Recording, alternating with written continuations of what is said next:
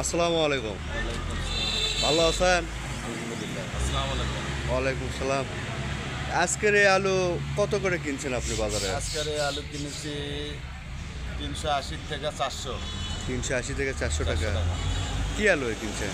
এটা দেশি বীজ আলু। দেশি বীজ আলু। এটা কি করবেন? এই আলু কোথায় পাঠাবেন না? এটা পাঠামো রোহিঙ্গা। রোহিঙ্গা কি ক্যাম্পে? হ্যাঁ, রোহিঙ্গা ক্যাম্পে। মানে এই বীজ আলু খাবে তারা? কক্সবাজার। এটা খাওয়ার জন্য না রোপণের জন্য? খাওয়ার জন্য। খাওয়ার জন্য। খাওয়ার জন্য। আপনি কি প্রতিদিন আলু রপ্তানি করেন? হ্যাঁ, প্রতিদিন রপ্তানি করি। শুধু কি রোহিঙ্গা ক্যাম্পে? হ্যাঁ, রোহিঙ্গা ক্যাম্পে। আবার আমার জেলা স্টিক আলু আছে, ওগুলো ঢাকায় পাঠায় ওটা। মানে ঢাকাতে স্টিক আলু পাঠান? হ্যাঁ, স্টিক আলু পাঠায় ওটা কি খাওয়ার জন্য? খাওয়ার জন্য। তাহলে আপনার থেকে প্রতিনিয়ত আপনি আলু মানে পাঠাতেই থাকেন। পাঠাতে। আজকে কি পরিমাণ আলু কিনছেন? আজকে মনে করেন ধরেন আমার 2 গাড়ি আলু। 2 গাড়ি আলু কিনছেন না?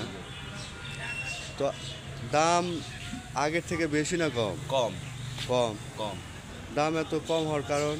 কম হওয়ার কারণ আলু মানে গোরাসের ঘরে আছে বেশি। মানে গাড়িস্তর ঘরে গোরাসের ঘরে আছে বেশি। আলু বেশি আছে। বেশি আছে। আলুর দাম কি সামনে বাড়তে পারে? এরকম কোনো আশা করা যায় না। আশা করা যায় না, না। বাড়ার কোনো সম্ভাবনা নাই। না।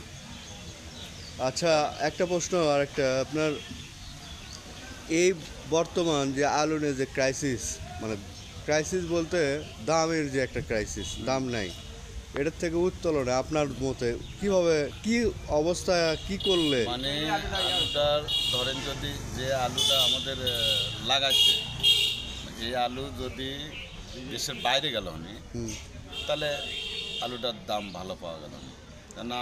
দেশের বাইরে না যাওয়ার কারণে মানে দেশতীয় আলুটা আছে।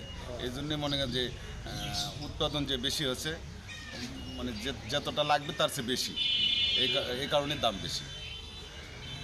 তো এটা কি সরকারি পদক্ষেপ দরকার না? আর সরকারি পদক্ষেপ নিলে আলুর দাম বাড়বে। তো প্রিয় দর্শক, আপনারা দেখতেই পাচ্ছেন যে উনি একজন ব্যবসায়ী, তিনি আলু প্রতিনিয়তই আলুর হাট বাজার করে থাকেন এখানে, এবং এই হাটের বাইরেও বেচা কিনা করেন। তো তার মতামতে যে দেশের বাইরে আলু পাঠালে আলুর একটা ঘাটতি যে পূরণ হবে, মানে আলুর যে একটা দামের ঘাটতি, এটা পূরণ হবে, তাছাড়া কোনো মোটেই মনে হয় সম্ভব না না, তার সম্ভব না। বক্তব্যে। তো বাংলাদেশ সরকারকে অবশ্যই বারবার বলবো, বর্তমান তত্ত্বাবধায়ক সরকার, যিনি বিনিয়োগে এবং অন্যান্য খাতে ব্যয় করতেছেন, তো আমরা চাইব কৃষি খাতে বেশি বেশি ব্যয় করতে, যাতে কৃষকদের এই অবস্থা থেকে তারা উত্তোলন হতে পারে। আজকের এই দুরবস্থার জন্য আসলে এখানে কেউ দায়ী না, কারণ এই অঞ্চলটা উৎপাদনের জন্য একটা উপযোগী জায়গা। বাংলাদেশ সরকার চাইলে এখান থেকে আরও বেশি ফসল উৎপাদনের জন্য সহায়তা পেতে পারেন, যদি একটা পদক্ষেপ নেয় যে উত্তরবঙ্গ বা রাজশাহী, দিনাজপুর, রংপুর এবং নাটোর এই অঞ্চলগুলো থেকে যদি বেশি বেশি আলু নেওয়ার চিন্তা করে, তাহলে ভবিষ্যতে এই অঞ্চলের মানুষ আলু দিতে পারবে। এই অঞ্চলের মানুষ যদি সরকার পদক্ষেপ নেয়, এই বছর তো আলু দিতে পারবে, পরবর্তীতেও যদি আলু নেওয়ার চেষ্টা করে দিতে পারবে। তো দিতে পারবে। সে পরিমাণে আলু আমাদের দেশে আবাদ হয়, উৎপাদন হয়, চাষাবাদ হয়। চাষাবাদ হ্যাঁ ভালো হয়, ফসল ভালো হয়। ধন্যবাদ আপনাকে। আসসালামু আলাইকুম। আসসালামু আলাইকুম।